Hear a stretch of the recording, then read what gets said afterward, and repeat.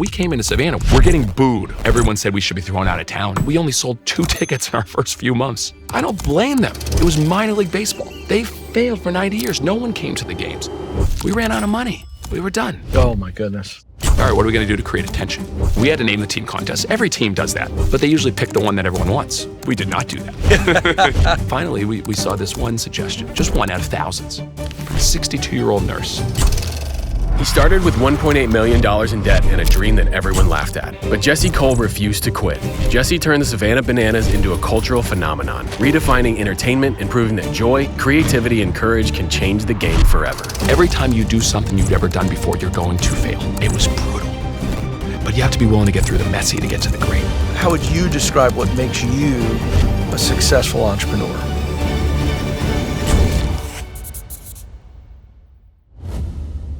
Okay, this is exciting for me because, everybody's got ideas and I like my ideas. And I was thinking about this conversation. I said, I got to add some value to Jesse. I got to try. I love it. So I don't know if you've done this yet. It'll be very embarrassing if you have. But I was thinking, what could be something really, really fun? And as I was doing research and just leaning into your story, I know you love P.T. Barnum. Mm-hmm. I have read about him. I think you're the new P.T. Barnum. And I thought, okay, what would be P.T. Barnum-ish that you could do? So here's my idea. I think you need to have a giant elephant. Okay. Not to say that they aren't all giants, but an elephant come in and throw the first pitch. Now this Someone is actually throwing the first pitch on the elephant? No, the elephant itself throws the first pitch. So our amazing team, we look to see, has anybody ever done this? Yes. Watch this monitor. This has actually been done. This is on a local newscast. Watch this. We got her up. I think that's a balk. Where is this? All right. I don't know where this was. Weighing in at 8,500 pounds, perhaps the heaviest of all pitches. And that's a great pitch. That's a perfect strike. That's a perfect strike. So it's been done.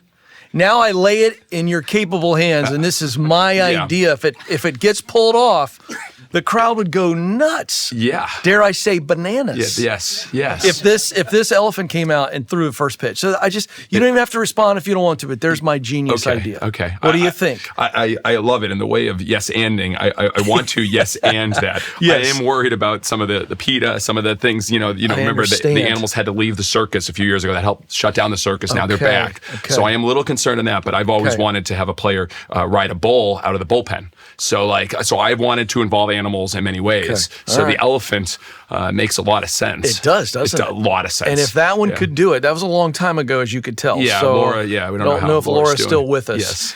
But I think we could find somebody. So there's the big idea. I think if I can get the approvals of making an elephant, that everyone gets excited about it. And then you could ride the elephant. So there you are in your regalia on top of the elephant. This keeps getting better as I think about it. 100%. I think we just leave it at this. I think this has been a pleasure. Okay. All right. So now that I got that genius idea out of the way, I want you to open up this envelope. This is kind of fun. This is had to be one of the great moments of your life. But I want you to open this up and describe for our audience what this is and what this moment felt like. So here this only scares me again as well. I know. When people get the envelopes and say open them up. I know. There's no white powder in there. Yeah.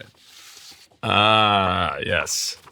So tell people what this is. All right. So this was Fenway Park, and this was right after the start of our show, and very special moment. So I grew up south of Boston, about 30 miles south, and became a very big Red Sox fan because my dad loved the Red Sox. We fell in love with baseball, so I got to be able to watch a lot of games. My first game, I actually was an honorary bat boy for the Red Sox at 5 years old. No so my way. dad won this huge competition and got me. And I was a shy, introverted kid. I know no one believes me, but I was a shy, introverted kid, and I'll never forget in that game, I was sitting there. I was just going to be introduced. You get your video on the video board, but I was sitting there by myself, and a Red Sox player came and sat down next to me, and it was a future Hall of Famer, Lee Smith. No way. And I was alone, but he spent 20 minutes with me, just talking with me, making me feel comfortable, making me feel like I mattered, and I didn't realize at the time, but that was my first ever Fans First moment. Wow. And that's what we named our company, Fans First Entertainment. And so after that moment, I became a huge Red Sox fan, a huge baseball fan. I probably went to 100 games. I would go buy bleacher tickets at $5, sit way far away, and fell in love with that team. And I had the dream of playing at Fenway Park. So I played baseball, and I was fortunate to have professional scouts at my games, and I picture myself, in the 37th round, not early, late, getting drafted. And it never happened because I tore my shoulder. Yeah. And so 3-4 years ago, to get a call from the CFO of the Red Sox for him to ask, what would it take to get the Savannah Bananas to play at Fenway? In my mind, I was like, what does it take? We're coming. And for us to go there and to see 37,000 fans, completely sold out show, and to be able to be on that field, and not just me getting the chance to play, but hundreds of the people on our team, our staff, our cast, to be a part of that was a moment I'll never forget. And it feels like we get the opportunity to have those dreams come true almost on a weekly basis for someone to get to play at their stadium, their team that they looked up to. So that's something I'll never forget, and it still drives me and guides me to create that for more people in our organization. I have to ask, was your dad in attendance? Oh, so before the game, my dad and I played catch on the field. And oh my gosh, I have goosebumps all over me. This is like a Field of Dreams moment. And I also had my son, Maverick, play catch. So it was the three of us, 3 generations playing catch on the field, and we were able to capture that. And, for my son, who was 5 at the time, he didn't really, remember. I mean, he might not remember it, but I was 5 years old when I had that first moment. Full circle. And so to go back and to think, he got a chance to play catch at Fenway Park with his dad and his granddad. So special. And so when you think about what we do, to understand that it comes down to those moments, everything's about moments and creating moments. And I'm so fortunate that I get to, be a fan and live those moments as well. And it gives me purpose in trying to provide more of those to so many people. I think you're such an inspiration to so many people who have a vision, an idea, a dream to start something. Yeah. So I think of that Fenway moment, and I think it has to be so inspiring for a lot of people that are watching and listening to this conversation today. They've got an idea, but it seems maybe so far away. How can I do it? But I believe I must do it. That takes me back to what I know to be some of the early days for you. You're sleeping on an air mattress. Yeah. In moments like a Fenway Park moment that hits you, and it's just so special.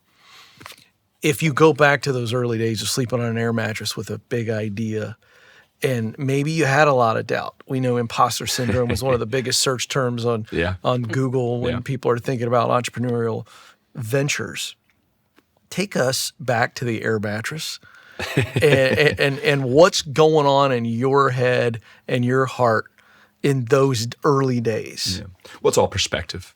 The air mattress actually happened 10 years after I started in this industry. All right. People don't realize I started as a 23-year-old general manager in a little town in North Carolina, Gastonia, with only 200 fans coming to the games and $268 in the bank account. Spent 10 years grinding, learning, growing, trying new things, experimenting, failing, just to be able to get to the opportunity to sleep on an airbed. Right. Like it was 10 years of literally just trying to figure out how do we create something unique and different and special. So many people, so many companies, they see an idea and they try to do something that's a little bit better. We wanted to do something that was truly different, meaningful, differentiator, something that we could be the only at. And for 10 years, we learned what worked and what didn't work. And so to go into Savannah to start from scratch, it's myself, my wife, Emily, and our 24-year-old team president, and a couple 22-year-olds right out of college. And we had this big vision. We're going to start a team from scratch in Savannah, a blank slate. And what if? And again, I've been so inspired by Walt Disney and the blank slate and the vision of saying, this is the way it was done here. We're going to do it dramatically different. And so we came in with this big vision, but people don't realize, no one can see that vision until they actually feel it. And so when we came into Savannah, we were talking about it, but they had baseball for 90 years that failed. Why would they believe this crazy young guy and the 24-year-old president that were coming in? They failed for 90 years. No one came to the games. It was minor league baseball. We were college summer baseball. So in perspective, there's Major League up here, there's Triple A here, there's Double A here, there's High A here, Regular A, Rookie Ball, Independent Ball, top level college, and then there's college summer baseball. Why would these guys do any better? Yeah. And that's where we were. Yeah. And so when we came in, we're like, we're going to have dancing players, we're going to have all this entertainment, we're going to make every ticket all inclusive. We're telling everyone this. They hadn't seen it. They hadn't felt it. I don't blame them for the fact that we only sold 2 tickets in our first few months. We ran out of money. We were done. And many people would have said that's the end of it, just like everyone else. But we believed if they got to experience it, if they got to feel it, if they got to see it with their own eyes, that it could change their perception on what we were creating. And so, yeah, January 15th, 2016 was a day that I'll never, ever forget. It was the day at 4:45 they got a call that we weren't going to make payroll and we were out of money. And Emily and I got married 3 months prior to that. Oh, my goodness. So we were starting our life together and we're out of money. And so I think I had $25,000 or something in my savings account. I put that in the team to cover us for the next 2-3 weeks, whatever it would take.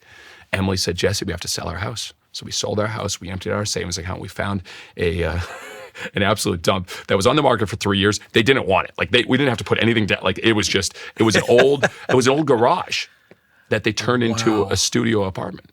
And it was so gross. I mean, there was like, we got an air bed and Emily got a twin air bed. I wish she got a queen air bed. She got a twin air bed, which was it's a little too expensive to get the queen.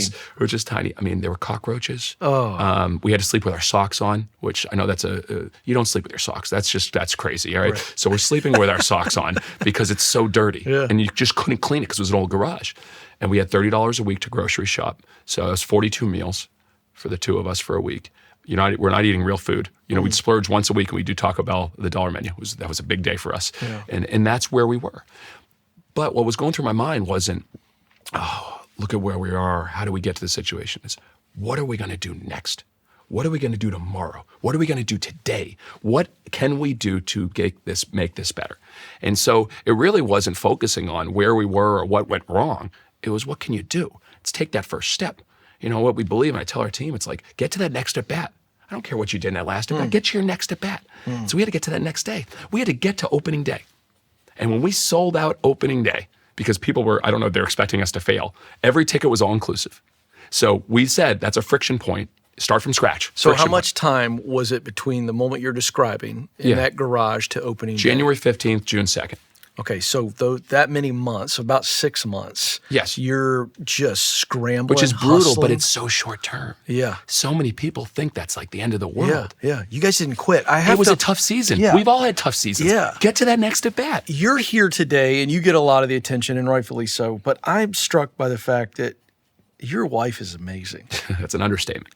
And she believed in you, which tells me you're pretty amazing. She believed in us. I love that. She believed in us. What is going on? Talk about share some of the tough moments where you guys are in that nasty garage. Give me the low moments. We didn't sleep, obviously, for a multitude of reasons. Again, I wish we had the queen air mattress, but we didn't sleep. All right. And so there were many nights, middle of the nights, like I remember vividly. In January, we would put on hats, we'd put on gloves, and we would just walk. Oh, man. And we would go outside and walk. And I remember you could see the stars. And there'd be moments where we're walking and it's silence. And we're with each other. We're really with each other, but we're not saying anything. And we're just thinking and thinking and thinking. And again, you can only think so much. You got to do. Everyone's thinking about what they got to do. Just start doing. Yeah. And so the next day, all right, what are we going to do to get people excited to come to a game? What can we do to make this experience better? What can we do to make something different that no one's ever seen before? What can we do to figure out how we're going to get this all-you-can-eat food to work? Because we knew that we wanted to create a different experience where every ticket was all-inclusive. Yeah. What do we got to do? What were a couple of things that you can recall doing in that 6-month period that led to that sellout against all odds? Yeah, well, I think it was very strategic what we did. So when we announced the new team, so the biggest thing is like, we got to create attention. Attention beats marketing 1,000% of the time. You can market and talk, but what's going to get attention? Yeah. Most people have a marketing plan, but you have an attention plan. There's difference. When you create attention, you're doing something no one else has done before. That's what gets attention. Marketing doesn't get attention unless it's different. And so like, all right, what are we going to do to create attention? And so we had to name the team contest. Every team does that, but they usually pick the one that everyone wants. We did not do that. So everyone was that you need to be the Spirits or the Anchors or the Ports or something that fits Savannah. Sure. No. Actually, a lot of people were suggesting the Braves. I'm like, there's a team in Georgia called the Braves. We're not going to be the Braves. Right. So finally, we saw this one suggestion, just one out of thousands, from a 62-year-old nurse. And the suggestion was bananas. And we looked at it. We said, ooh, go bananas. Yes. Ooh, we could have a senior citizen dance team called the Banananas. You could have a male cheerleading team called the Mananas. Now they're just known as the Dad Bod Cheerleading Squad. Right. The mascot could be Split. All right. You could do music videos to Can't Stop the Peeling. Right. You could have a banana baby that you lift up before the game. Yeah. You could have a banana band. We just started thinking about all these ideas. We're like, we have to. And then we looked at each other like, oh, we're going to get criticized. Locals are going to hate it. And we said, well, this is our opportunity to create attention. Right now, no one even knows we're here. We've been here for months. Yeah, right. No one's buying anything. We're not. Right. And so we actually prepped our team. The 4 or 5 of us are like, all right, we're going to name the team the Bananas. And we're going to get criticized. How are we going to handle it? And so we spent a couple of days just going on, when they say this, when they say this, this is an embarrassment. What are you going to say? We like prepped ourselves. So smart. So we actually announced the name. And remember the news anchor, literally, when we announced it, he stared at the camera in disbelief. Right. He was so upset. Locally, everyone said we should be thrown out of town. Right. You're an embarrassment to the city. You never sell a ticket. The St. Patrick's Day parade was 2 weeks later. We were wearing green banana shirts. We're getting booed in walking around town. Literally, I mean, that's a different feeling to walk around town and to get booed by people. Wow. And I was like, whoa. But then, and Emily, being the amazing woman she is, she had to console me more then than when we ran out of money. Because then I was like, we came with this big announcement and we're hated more than we ever were before. She goes, Jesse, this is exactly what we need to do. They at least know we exist. Now they know we exist. Now we just got to prove we can deliver the best possible experience. Get to that opening day. Get to that next at bat. And so from that moment, it was like, all right, we announced it. Nationally, ESPN called it the logo of the year. Like nationally, like, oh, these guys are crazy. They're like, but they don't have to live with their team being called the Bananas in the town that they're proud of. So we got to opening day. And that's when we failed again. So people don't realize, like, every time you do something you've never done before, you're going to fail. Yeah, that's right. But people are afraid to get past that failure. Yeah. And so we knew if you have a bigger vision of what something can be, I mean, go to Walt Disney. Black Sunday, the opening of Disneyland, July 17, 1955, might have been the worst opening of anything in the history of anything. It was brutal. People were breaking in. The cement wasn't even fully paved. The women's heels were getting stuck into the cement. There was a gas leak. The bathrooms were overflowing. People were going to the bathroom all over. The rides were breaking down. It was a disaster. But Walt knew what it could be. He said, get to the next day. So on opening night, we decided to do all-inclusive food for all 4,000 fans. We never did that before. No one's ever dumb enough to do that. Give away all the food for free for a ticket and to get all your burgers, hot dogs, chicken sandwiches, soda, water, popcorn, dessert for $15 total. That's crazy. How much did you lose on that? Let's just tell you what happened. All right. Let's. Well, I like that. I don't ask that because I think it's dumb. I think it's brave. I love that you said we're going in with this. We're not worried about the loss. You start backwards from what the perfect That's customer experience is. That's where I you love. start from. You start what will create fans, not what will create profit. It's two different conversations. That's where I was going with that. I love that. And so what we did, we said, all right, what's the perfect experience? And then what would be a price that's just unbeatable? You want to create a product or experience that your customers feel like they're taking advantage of you. Yes.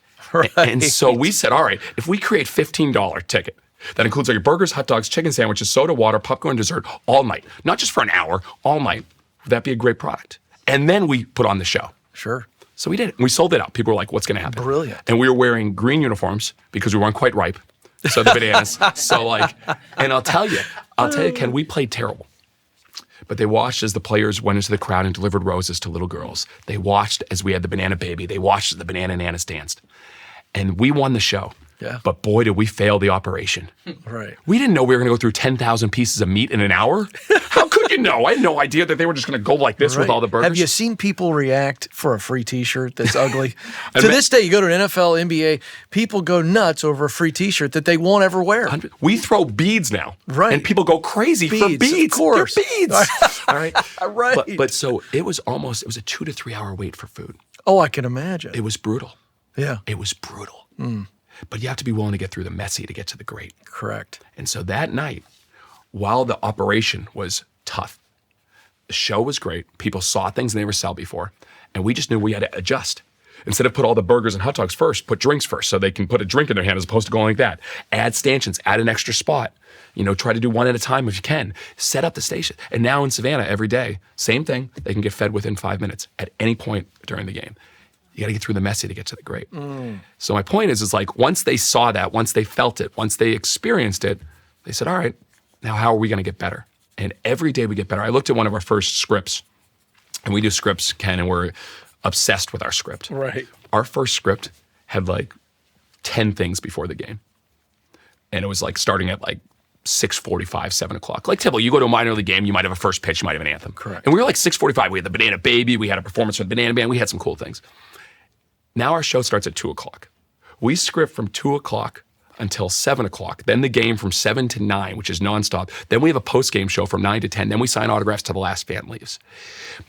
One of the best lessons I learned from Walt Disney is you always have to plus the experience. We didn't know how to do that in 2016 we started. But each day, get a little bit better. Add something new, plus the experience. And so now, even with our newest team, the Texas Tailgaters, we start with an actual tailgate show in the parking lot. So now we pushed it even before 2 o'clock, and all the players are out there playing games and cooking free food for our fans even before when they first pull in. And that's a new plus. And so you keep plussing and plussing and plussing. And the only way you can plus is you actually have to start in the first point. And that's what we were proud to do in 2016. Folks, you can't win the day if you lose the night before. We've all learned that the hard way. I can't think of how many times I've had an awful night's sleep, and the rest of the day went that way as well. When I don't sleep well, I'm more distracted, less patient, and honestly, I'm not at my best. That's why I made a change. I got an avocado green mattress, and here's what I love. It took me less than 2 minutes to take their quiz and find out the right fit for me. And I have a lot of peace of mind because there's no toxic chemicals, just organic, breathable materials that help me sleep cooler and deeper. So whether you want to show up better at work or be more present at home, or maybe just get that guest room ready for the holidays, go to avocadogreenmattress.com/Ken.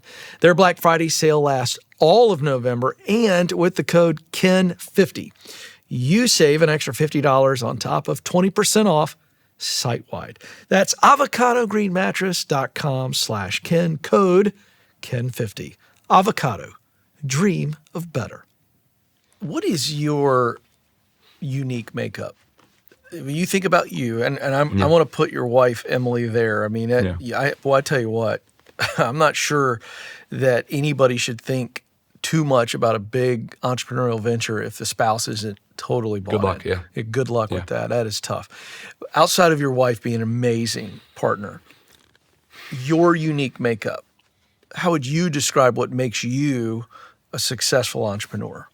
Belief. Just belief? There's a lot of pieces of anybody that makes them who they are. Yeah. But belief has to come before ability. You got to believe in something. And belief is contagious. And if you truly believe in something, you have conviction in what you're going to do and how you're going to do it, you can get people behind you. We couldn't do anything if we didn't have a team, starting with my wife, Emily, and our president, Jared, and our players and our coaches and our cast and our staff of hundreds that travel to every city. But they believe in it. And the reason they believe in it is because we believe in it at the top. And we believe in it for the right reasons. I'm not interested in how much revenue we can make or any of that. I'm interested in creating fans and doing it the right way. I'm obsessed with the idea of creating fans, and I want to create 1 billion fans.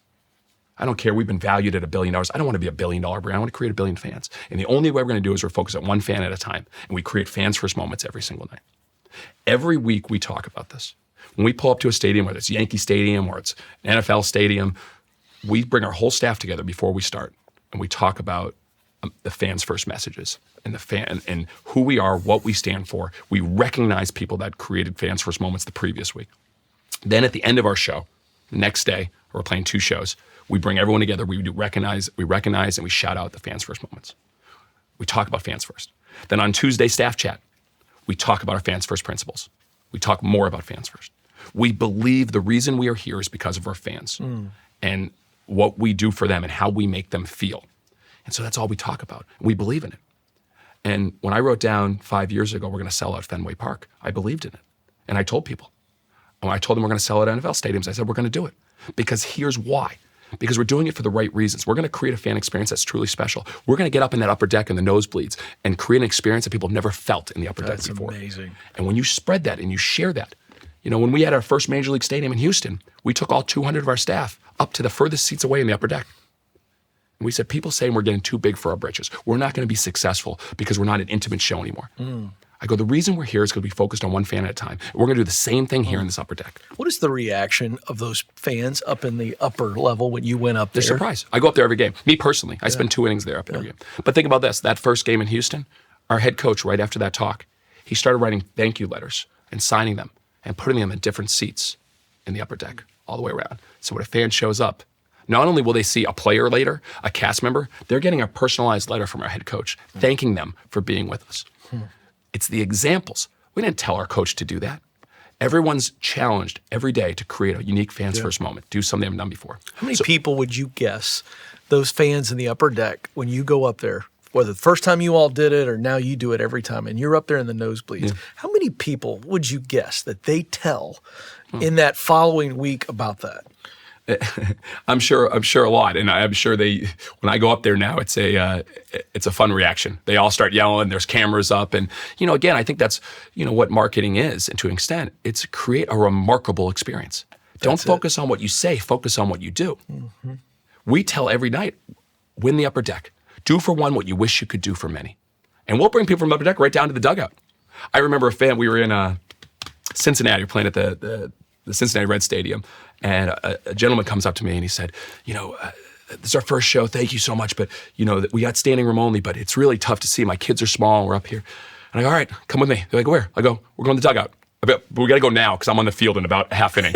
And so all of a sudden, this dad and his two kids and his wife are running with me, and they're coming down in an elevator. And all of a sudden, they're in the dugout with all the players, and they're looking up at it. And I go, enjoy. They go, how long is there? I go, the rest of the game, whatever you want, enjoy. And again, I want our whole team is empowered to create those moments. Yes. And I think, when you asked about the makeup, it is belief and a singular focus on what really matters. Yes. And it's how we make people feel. Yeah. And if that's all we talk about, and that's what we do, and we're not afraid, I'm fearless. I'm certainly fearless, and our teams become fearless. Because when you do something hard, it may go wrong, but you're going to get better. Yeah. And you're going to learn. That's right. Doing our first college football stadium at Clemson with 81,000 people, I had no idea how we were going to do that. It was hard. It was really hard. But then we did it. Yeah. And then we were ready for the next one. Oh, so that's kind of the mindset. You have said one of my biggest fears is to be misrepresented. Or at least that's what I see as there's a few. I have a few fears, but yes, that's one of them. That's right. What did you mean by that? And then where does that come from? Perception. Perception hurts. So, there's been memes and images of me behind bars because of our ticket pricing. That's a misrepresentation. Yeah. Our tickets at major league stadiums are $40, $50, and $60 with no ticket fees, no convenient fees, no service fees. We've been told by every consultant in the world to charge our tickets at $200 to $300 where they're valued at, because our average ticket in the secondary market is going between $300 to $400. Even some tickets went for as high as $1,000, and that hurts me in my core. And we're going to put a stop to that. We're going to figure that out. But the reality is that misperception, that misunderstanding, it hurts when people say, oh, look at what he's charging, look at the greed, look at what, I don't know what's in our bank account. I could care less about the dollars. I want to create something that's really remarkable and memorable. So I think that is a fear of that misunderstanding. But I also realize anybody that does something truly special that's different will be misunderstood. And if you look throughout history, everyone's misunderstood. Walt Disney was, Snow White was called Disney's Folly. It was going to be a huge failure. The first ever full-length animated film. It's one of the most successful in time. Even his wife, his brother, everyone said Disneyland was going to fail. You're always going to be that. So I've become more numb to it and understanding that's just part of the process. But I like people to know where our heart is. And that's why I share so much personal content of after games, before games, who we are, what we're about, more than probably any owner ever would or ever should. But I believe that personal connection and understanding the heart of this organization is very valuable. And also Bob Iger taught me this, and I was very fortunate to get a chance to talk with him one-on-one a couple weeks ago. But he said in his book, when you get such a big company, you often have to lead by press release because you can't connect with 60,000, 100,000, 200,000, however many employees they have. So he'd lead, this is where Disney's going. And so the more I can share videos and thoughts on what's going on in my mind and what I think about and where we're going, what we're trying to do, it also can help our team as we're hiring new people every single day. So I think about that. I'm trying to defeat the misperceptions and with the focus on the truth. What do you think from your environment growing up to your experiences along the way, what do you think shaped this unbelievable drive for a guy who's so successful to go, I don't even know how much is in the bank account. All I care about is making people feel something positive. Yeah. Can you point to anything that shapes that? Because it's a driving desire. It's obvious. I was an only child. My parents got divorced. My dad got custody of me and helped raise me. We had the connection with baseball. And what was interesting is my dad praised me based on often accomplishments. So for instance, if I did really well in school, they have a PTO conference, I'd have baseball cards in my desk. I was like, yeah, I did it. If I hit home runs, I'd get, a couple dollars or whatever. And that kind of built, if you look at my Enneagram, most people think I'm driven by happiness, but I'm driven by achievement and accomplishment. Yeah. Yeah. And so I think as a kid, I was just a kid trying to make his dad proud. Yeah. My dad worked really hard. He worked really hard, and often I'd be alone in the mornings, and I'd wait till he get home, and we'd go to the field, and I just wanted to make my dad proud. Yeah. And even when I got into working, I still that kid, and I think now I want to make my kids proud. I want to make my wife proud, and so I think that's still a driver for me. But then also, you're the average of the people you spend your time around. What's interesting is people would say, "Oh, well, your team." No, it's Walt Disney, Steve Jobs, Jeff Bezos. Yeah. WWE, Cirque du Soleil, SNL. I read constantly from the greatest innovators of our time. And that's all I think about. So good. And so then that drives me with the idea of trying to make the people that I love proud. Yeah. And so you put that together, and I think that's how we're able to make it happen. I'm so glad you said it. I think we overlook our ability to get in proximity of people that we'll never sit with personally. More than ever, and especially with podcasts and videos. Yeah. I mean, we are the luckiest generation in the world. Yeah. Every day we can learn directly from the source. Yeah. If I can imagine being alive with Walt Disney, and he was doing podcasts about how he built Disney. Mm-hmm. Are you kidding me? Oh, yeah. I mean, P.T. Barnum, he wrote books, but in a whole different way if he could talk to you directly. Oh. We get that every single day. We can listen to Bezos talk about how he built Amazon. Are you kidding me? I feel so grateful that every day I surround myself with that. Your input affects your output. And every day, if you have this amazing input, this inspirational input, you can achieve anything. I love that. I know we have an audience question. All right, let's go right here in front. Jesse, what's the first fan encounter or fan experience that made you cry, where you realized that this was something way bigger than just Banana Ball? It was opening night, 2016. Remember it vividly. And again, I knew behind the scenes, we were struggling with the food. We were struggling with serving people. It was the first night doing all you can. It was the first day of the Bananas. It was a lot of craziness. And we had a rain delay too, an hour rain delay. And I remember I had the Banana Nanas dance during the rain delay out in the rain. They were in white jerseys. That was a whole nother thing. But we tried a lot of things. And this is now like the 6th, 7th inning, late in the game. And a young woman comes up to me and says, can I get a signed ball? And now we get asked that question a lot. Can we get a signed ball? And she said it would mean a lot to me. And I said, sure, why would it mean? She's like, I'm here sitting in tribute to my fiance who had come to every single opening night at the stadium. And he just tragically passed away a couple weeks ago. I'm here with his family. And if you could get a ball for me, it would really mean a lot. I said, of course. And she goes, well, there's one other thing. She goes, you have a player on your team named Drew Moody. My fiance's name was Drew Moody. And so at that moment, I was blown away. And Drew was still playing at that time with the University of Georgia. But his younger brother, Logan Moody, was with us. So I went into the dugout. I told Logan Moody, who was 18 years old, only been with us for a few days at that point. I said, Logan, here's what happened. He goes, I want to get a ball from everyone, and I want to go give it to her. I said, that's great, Logan. So I watched, he got the ball signed, and then he went up and he delivered it to her, and he sat down with her. And he spent a whole inning with her. And I looked up at the end of the inning, and he gave her this huge hug. And he came down, and I said, wow, Logan. And he goes, fans first, right? He was with us for 2 days, and he understood what it was about. And for that young woman who came out to me afterwards, and she gave me a hug, and it was one of those hugs that no one lets go. You know, she said how much that meant to her and her family. And amongst all the craziness that we had that night, that one moment by an 18-year-old kid to understand what truly matters most show me that this is going to be truly special. And so that moment stands out for me. Right here in the shadows of our studio, we've got the Tennessee Titans, who they're just awful. We're just a terrible football team right now. They were tremendous to work with. They are a great organization. They're a great brand new stadium, and they're going to do well in a few years. Hopefully. But right now, they're awful. And not picking on them. But here's opening day. Their first game, they got the number 1 pick in the draft, Cam Ward. Yeah. Fantastic.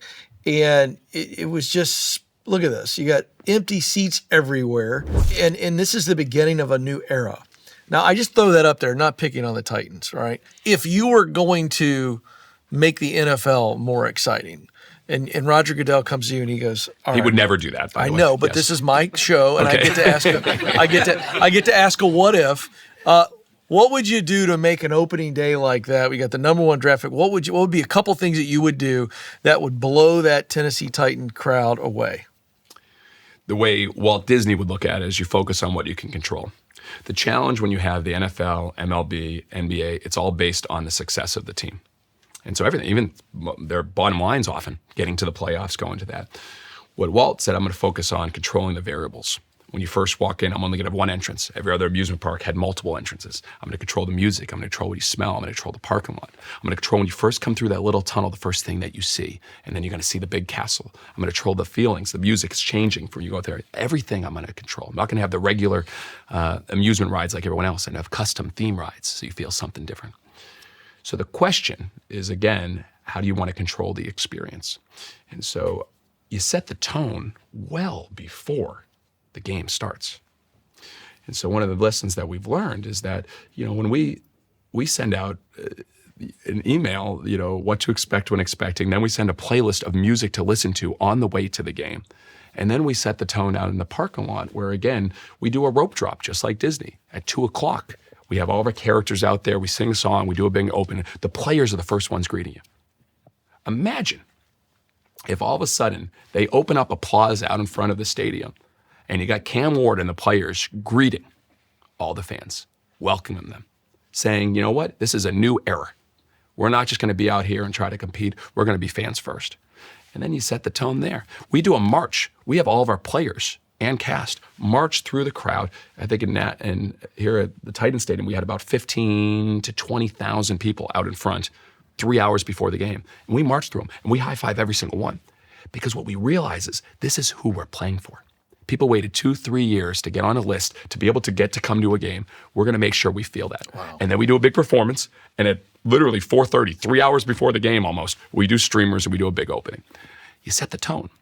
So I think one of the biggest things, the NFL does a great job. They encourage celebrating, which is good. But how do you break down the barriers between the players and the fans? Yes. Why don't the players get introduced coming from the crowd? Right. Why do they have to always come from the tunnel? Yeah. Yes, there's security reasons. There's so and so. There's so many reasons not to do something. The world is always going to push you back to normal. How do you push the other way and say, you know what? We're going to create something remarkable even though it's hard. And so break down the barriers. Let the fans feel and acknowledge that these are real people that are playing for you. And then you start build a relationship and a culture that even when they lose, you're still behind them. That's right. And that's what we focus on. Every night, we don't ask at the end of the game. I said the game there on purpose. We don't say at the end, did you enjoy the game? No, we say, do you enjoy the show? Yeah. Your team may win or lose, but if you focus on putting on a great show, that's right, they will always enjoy the show. I love a good holiday deal. And saving money with codes and email signups and exclusive offers can be great, but there's also a trade-off. Every one of those deals requires you to give a little more of your personal information, and that data doesn't always stay with the store. It's sold to data brokers who then resell it to spammers, scammers, and phishing networks. I'm not telling you to skip your holiday deals, but I am telling you to protect yourself with Delete Me. Over 20 billion records have leaked in recent years, so the Delete Me team of privacy experts tracks down your personal info across hundreds of shady websites and gets it removed. And they don't just remove it once, they stay on it over and over. So the fewer robocalls and junk emails in your inbox, the more energy you can spend where it counts, on your work and in your relationships. Take back control of your digital privacy. Go to joindeleteme.com/frontrowseat for 20% off an annual plan. That's joindeleteme.com/frontrowseat. Southwest.com/front row seat. If you look at in the news, we've seen Southwest made a decision, obviously, to disregard their customers, in my opinion, to say, hey, this is what made us special. This is what got us here. And they decided to charge for bags, assigned seats, whatever your position is on it. They've taken a pretty big hit on this decision to be like everybody else. You look at Cracker Barrel. This is hilarious. I mean, just enormous controversy over the logo change and the interior of the restaurant. With those two stories of really iconic brands, how do you guard against this with Banana Ball in the future? I mean, we hear how maniacal you are about the fan experience, but looking at what had to happen, and neither one of us are privy to what was going on inside those walls. But how do you, or how does any company guard against making a decision in the future that disregards your fans? Yeah, well, the starting point for creating a remarkable experience, or the starting point for all innovation, is to eliminate the friction points for your customers. That's everything. That's how this whole thing started for the Bananas. We looked at all the friction points, from baseball to many is too long, too slow, too boring. So we said, we're going to create a new game, Banana Ball, 2-hour time limit. You win the inning, you get a point. No bunting, no mound visits, all right? No stepping out of the box. No walks, because you shouldn't have a walk in an athletic sport. It just doesn't make sense to me. And if fans catch a foul ball, it's an out. So you involve the fans. So that, and then you look at the other friction points, get nickel and dimed. You pay your ticket fees, your convenience fees, your service fees, your taxes. And so we said, we're going to eliminate all that. And we pay all of our taxes for our fans, like with everything. Merchandise, tickets, it's millions of dollars cost. And so you look at all your friction points. And so, yes, for the challenge that Southwest had, obviously, a friction point is when everyone said you're going to start charging for bags. And they made one of the smartest decisions. And they actually spent a lot of money promoting that they weren't going to charge on bags. It created thousands and probably millions of fans. It was really smart. It gets a challenge when you see the business changing and you say, well, what do we do now? The best way is try to think of another way to innovate. Our business is solely supported by fans. Most sports leagues, you have broadcasting and you have sponsorships. That's less than 1% of our total revenue. We are supported by our fans. Yes. So we know that we have to create a business that is great for them. And then when it comes to Cracker Barrel, again, they were trying to innovate. They were trying to not be the old brand, but the old brand was loved. So the question is, how could you lean in on more, and how could you plus the experience while still keeping true to your brand? Yeah. I don't envy being in those seats. It's tough when you're a company that's so public in that sense in many ways. But I think you got to start with, what are the friction points and how do you continue to plus the experience? And so everyone said, oh, you're just the Globetrotters, just keep doing exhibition. We're disrupting ourselves to create a league. People are like, what do you mean competitive? It's just a scripted thing. We're going to lose some fans. We lost some fans when we went to traditional baseball. I think the question is understanding who your fans are, but also understanding who your future fans are. That's something that Cracker Barrel was looking to. They were trying to create future fans. I understand their ethos, what they were trying to do there. Yeah. Because if you only try to appease your current fans, you may not be missing out the opportunity on the future fans. Right. We lose season ticket holders. We get too crazy. You guys are too crazy now. But we realize that we have to evolve. So you have to understand, is the vision greater than the whole of a small group, and sometimes the vocal minority? Now, with Cracker Barrel and Southwest, it's become a very, very vocal majority. Yeah. And so, again, I can't necessarily say what to do for both of them. I value and respect those brands. I think they've done amazing things for many years. Everyone has a misstep. Yeah. We're all going to make mistakes. Yeah. Let them make a mistake, and they both. Cracker Barrel corrected it. Yeah, that's right. Well, you answered it beautifully to say it's about removing friction. Yeah. So the other side is, don't create friction. Yes. And if you do, fix it. Yeah. Well, that's the best way to create a fan sometimes. Yeah. If something bad happens, we have a 3-hour rain delay script. Rain is one of the toughest things that we can deal with. Of course. So we have a 3-hour rain delay script. We want fans, if we actually don't play, to say it was the most fun I've ever had at a baseball game, they never threw a pitch. Work backwards from what the perfect experience is. Yes. So work backwards. What's the best flying experience you could ever have? And Southwest thought about that with a lot of things and how they built it. Work backwards from the best dining experience. If you start with the perfect experience and work backwards on every touch point, then you're on your way. And eliminate those things that they've always done that way, because we've always done it that way. Yeah. I want to continue to hit you with some things that I think you may not deal with on a regular basis, but I think you're so equipped to speak to these for leaders. Okay. Corporate culture. Let's just talk about workplace culture in America. It continues to just kind of become negative. Obviously, we saw a disruption during COVID when a lot of people were working remote. Now we're back to pre-pandemic levels of people in the office. And without getting into a ton of the data, this is one that's just really troubling. Only 31% of U.S. employees, this is from Gallup, are engaged at work. Yeah. So we heard about quiet quitting, all this kind of stuff.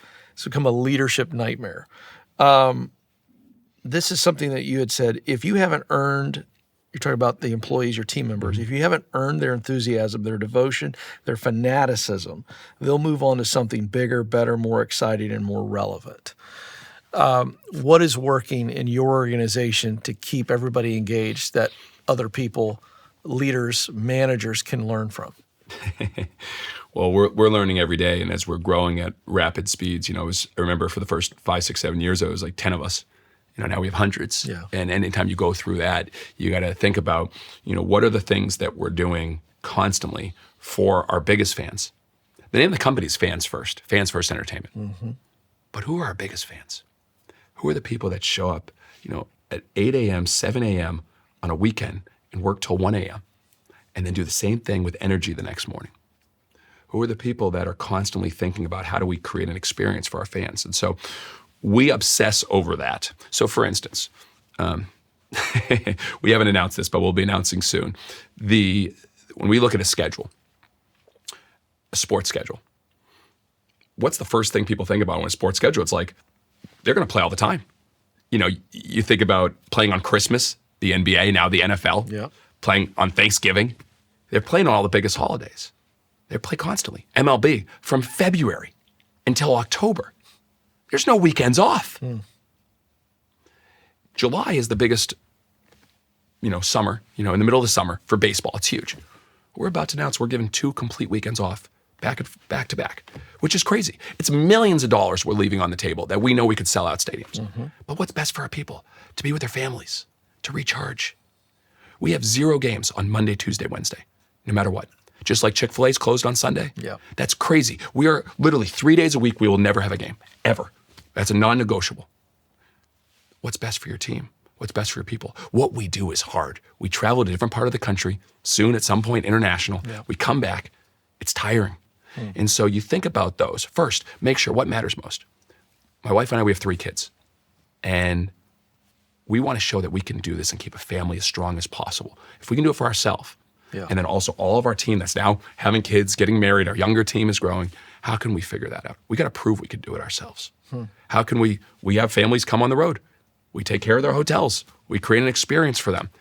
We set up times at the aquarium and the museums, and they get together and we go.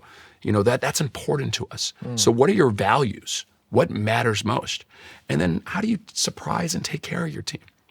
Well, many of our people will talk about, we've done bucket list trips out of nowhere just to surprise them. Anywhere in the world you want to go, take someone with you. It's on us. Surprise them. You want to do for one what you wish you could do for many. If we're doing that for our fans, we got to do it for our biggest fans. And I'll never forget Marie Matzinger, who literally started with us as a 22-year-old. She's done everything with us. She's now our head people person, which is perfect because she's seen the whole organization. Her dad doubted her joining us. And I didn't blame her. This was a startup team. She was valedictorian of her school, brilliant girl, smart. Join us for not a huge pay. We didn't have anything.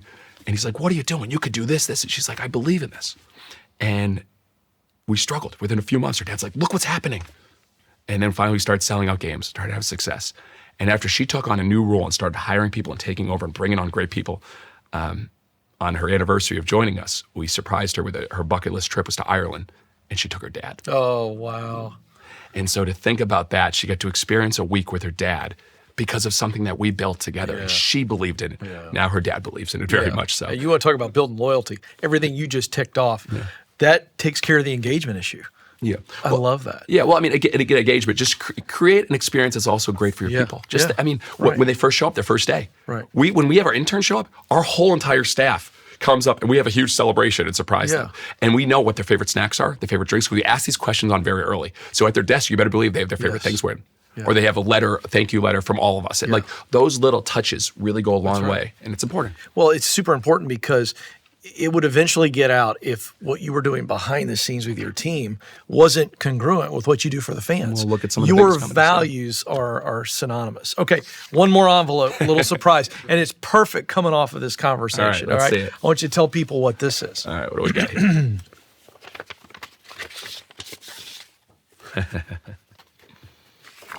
This is one of my favorite cultural things that you do. Tell us about this. Yeah, this is this is one of the thank you letters. So many years ago in 2016, I started the thank you experiment. So I read from John Gordon, the one word. If you could choose one word instead of a New Year's resolution, if you could just have one word that you focus on for the year. And so my word was care. And I said, I could just care, but I need something tangible. So what if I do a thank you letter every single day? So again, what's that next step? So I was like, all right, I'm going to commit. I bought 500 custom thank you letters. Then I wrote a list of people in my in my life, that from old coaches to teachers to Simon Sinek, who, really the why. And I'll never forget, I wrote a letter to Simon Sinek. Oh, wow. And I get an unknown phone number pop up. And this was back when you answered unknown phone numbers. Sure. So this was back in 2017, 18. And I said, hello, it's Jesse. He goes, Jesse, it's Simon Sinek here. I go, shut up, who is it? And he goes, no, it's Simon. And he goes, I got your thank you letter, and I just want to tell you how much it inspired me. The reason why I do is to help people live inspired lives, and you inspired me. And we spoke for like a minute or whatever it was. And it showed like, wow, so true to who he was. So I've kept this going on. I still write thank you letters to this day. I did probably for 4 or 5 years straight every single day. Now I do videos a lot. I send direct videos to people. But this is a letter I wrote to Taylor. This is the first day. And so Taylor's my executive rock star, who she joined us a part of our team in 2017, 2018. So yeah, Taylor, I can't tell you how excited we are to have you join the Fans First family. I remember my first day back in 2007 like it was yesterday. And I truly fell in love with what we get to do every day. I hope the same for you, and I see a similar passion and positivity in you that I've had all these years. I can't wait to watch you grow with us and truly make a huge difference in people's lives. It's all about the impact we make, and I know you're going to make an amazing impact. Welcome, Jesse. How fun. So first day on the job? Yes, as her first day. And I've sent her now the first few years, she shared with me the thank you letters. And so she was leading in events for us, to all of our events. We got rid of all the events. We literally eliminated it because we realized we got to focus on what we do the best. And then years later, she joined me to help me on my team, and couldn't do anything without her. So that's special that she's kept those. Yeah, so fun. Yeah. P.T. Barnum once said, the noblest art is making someone happy. Yeah. It is so obvious just talking with you today that is really something that you're thinking about. The world needs it. Is that, in today's world, that's where I was going to go. How much of the explosion of your brand and your company is a result of when you watch it? I've turned it on ESPN recently and started watching it. It's so fun for me to watch the crowd. Because if you watch a normal baseball game, like there's multiple conversations going on, and but it's just there is a hum that you can feel over the audience watching it on television. How much do you believe that the happiness that you create is so needed in today's world, and they're just flocking to you because people are going, "This is a night I'd rather spend." Yeah, it's everything. Often joy, love, happiness are soft words. They're not used as much in business in the world today. Yeah. But they're everything. Yeah. It's not only just the world, I believe, is hungry for this feeling. I believe that also with the life that we've gone to digital, the hours we spend on our phone, the hours we spend there, to be able to feel a part of something with people.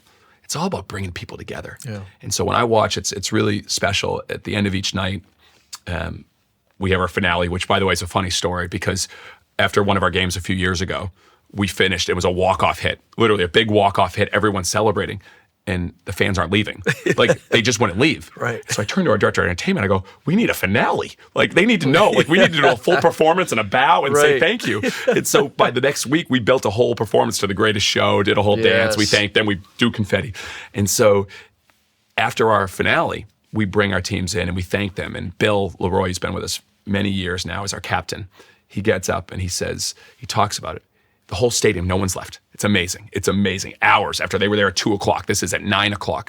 And he says, whether you're 2 or you're 82, and no matter what demographic you come from, no matter where you are, we're here today and we're together. And the joy that we felt, you're helping us live our dreams, but you guys being here together, and not one person's on their phone, he gives this talk, you hear the crowd start to erupt and even in the middle of his talk before he's done, because they're feeling that they were a part of something. We all want to feel like we're a part of something. Yeah. And so what's the craziest thing at the end is he thanks them. We tell them how much we love them. We all raise our hands up in the air. 40,000 people. And we all say fans first, which is crazy. They're literally saying the name of our company, who we are, what we stand for. They're talking about themselves, but we're all in together.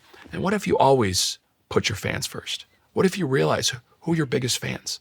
How do you create those moments for your family, your friends every day, and you put them first? If we all do that, what would this world look like? Yeah. And so, I think it's something, I don't want to get too big, but I think the world is looking for it. I think they want to feel part of something. They want to feel together, and they want to not take themselves too seriously. Yeah. I'm in a full yellow tuxedo. Yeah.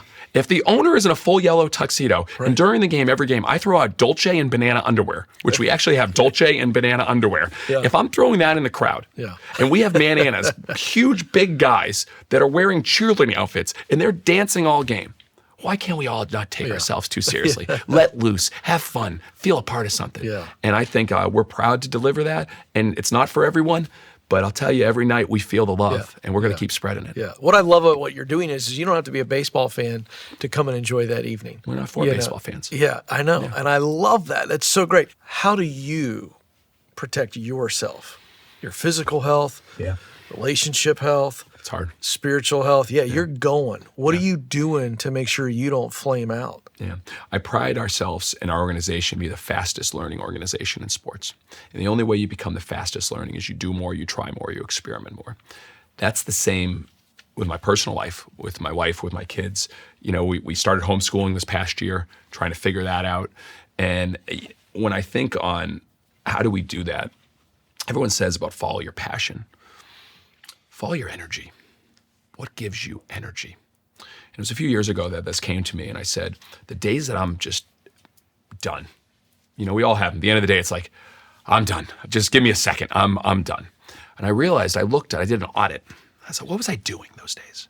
And it was doing things that didn't give me energy. Yes. For instance, looking, for me, spreadsheets, money, operations, all those things.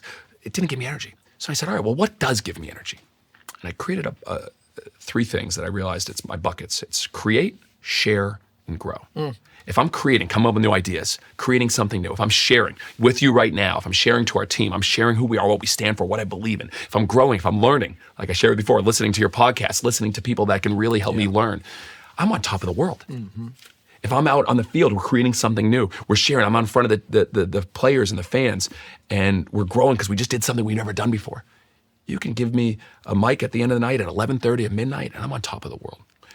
So then how do we build that not only for myself, but for my wife, for our teammates, for our players, for our cast, for our crew, for everyone? Are you doing what gives you energy? And how do you do more of that? And how do you take away the things that don't give you energy? We are now going to 6 teams. We're launching a league. We're going to be going all over the country in very hard places, some of the biggest stadiums in the world, all of that. But if it gives us energy and we're at the right people, it is, I believe, not only sustainable, it is what can make us thrive. And I think everyone says, they always ask, is this sustainable? That's the wrong question. I don't want to be sustainable.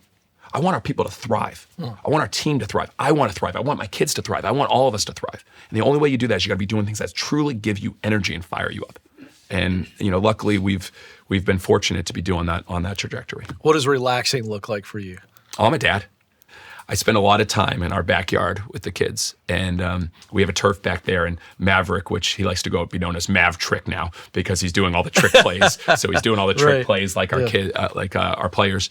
I'll be out there playing with him for an hour. I'll be out swimming with my 2 girls and just having fun. And so it doesn't sound relaxing. I'm playing, but for me, just sitting on a couch doesn't do it.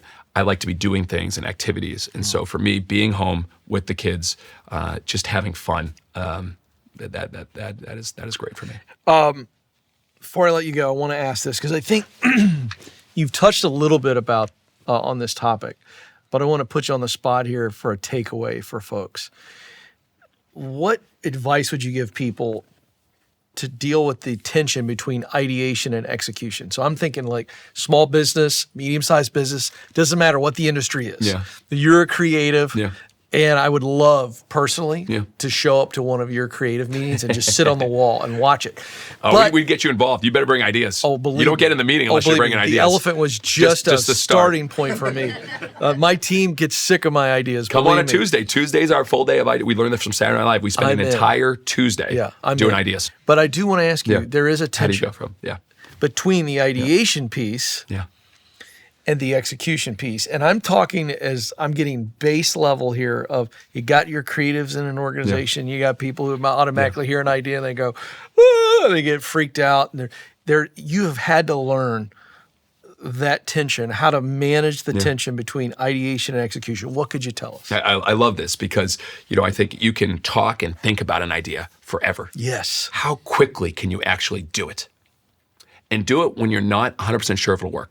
Lorne Michaels said this with SNL. We weren't ready at 11:30, but the show starts at 11:30. So the question is, how quickly can you get through all the red tape and just try, just experiment? So a good example is this. We had an intern with us many years ago, and his first day I came up and I said, "Hey, I know you've been following us. Do you have any ideas for us or anything?" And he goes, "Well, yeah, I actually do." I go, "Great, what do you got?" He goes, "Well, I know how we call every fan and thank them. So for the first 7 years, do the unscalable to do the scalable. We called every single fan that bought a ticket and thanked them for the first 7 years."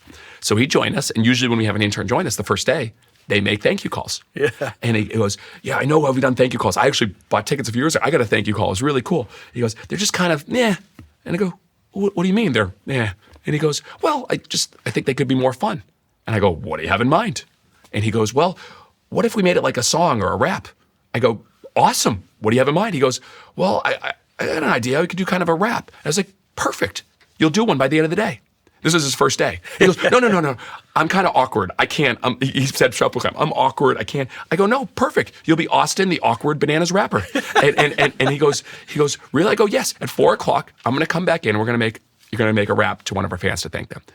And so this is at like 10 a.m. So throughout the day, he's kind of like nervous walking around. This is his first day. Sure. I'm the owner of the company. He starts writing this. He starts writing it. And Barry, who was kind of his leader, said, "All right, I think he's got it." I go, "All right, Austin, make the rap and make the call." And he goes, okay. His face is red. He picks up the phone, he calls, "Hello? Hey, this is Austin, the awkward bananas rapper. I'm here to fill your day with fun, joy, and laughter. I just want to thank you." And he makes this whole rap. And the guy goes, "Thanks, man. Appreciate it." And he goes, "That wasn't that bad." I go, "Of course it wasn't." And my point was, he made that rap, he did it, and he got over that fear. Yeah. You got to get over the fear of an idea failing. And so for us, every single night, we do 10 to 15 things we've never done in front of a live crowd. Some don't work. The living piñata did not work. All right? Every night we don't do some that don't work, but some do. And so my point is, if every night, every day, you're trying something brand new, you very quickly get over that fear.